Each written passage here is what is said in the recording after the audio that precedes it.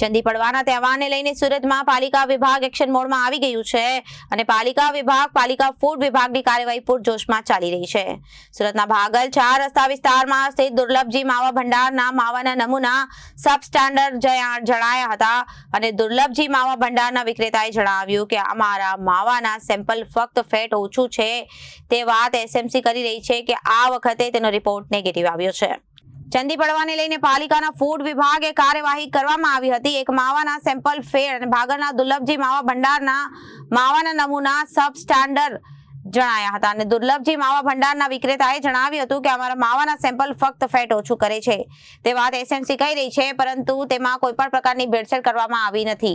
તે માવો પણ ખાઈ શકાય છે એવો જ છે। અમારી 120 વર્ષ જૂની દુકાન જેમાં પહેલી વખત એસએમસી ફૂડ સેફ્ટી વિભાગે અમારા માવાના સેમ્પલ લઈને નેગેટિવ રિપોર્ટ આપ્યો છે। જી આપનું નામ? હેમંતભાઈ। હેમંતભાઈ, કઈ ફેટનું સેમ્પલ જે છે દૂધ માવાનું સેમ્પલ કઈ નેગેટિવ આવ્યું છે, આપ પોતાની વાત શું કહેશો આમાં? માવાનું સેમ્પલ જે નેગેટિવ આવ્યું છે એનું રીઝન અમારે જે જાણવા મળ્યું છે એ મુજબ ફેટનું પ્રમાણ ઓછું છે એવું જણાવવામાં આવ્યું।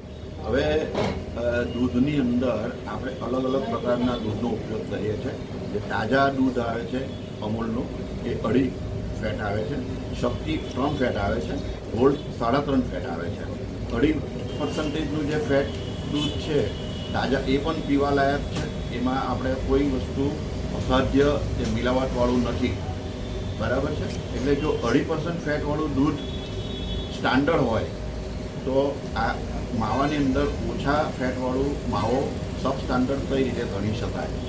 છતાંય કોર્પોરેશનના નિયમ મુજબ ફેટ ઓછો છે એવો એક રિપોર્ટ અમને મળ્યો છે, પણ એની અંદર એવું કોઈ અખાદ્ય કે મિલાવટવાળી વસ્તુ છે એવું કોઈ જાતનું તારણ આવ્યું નથી તેમ તેમણે જણાવ્યું હતું। Reporter Arvind Rathod, Janadesh News, Surat.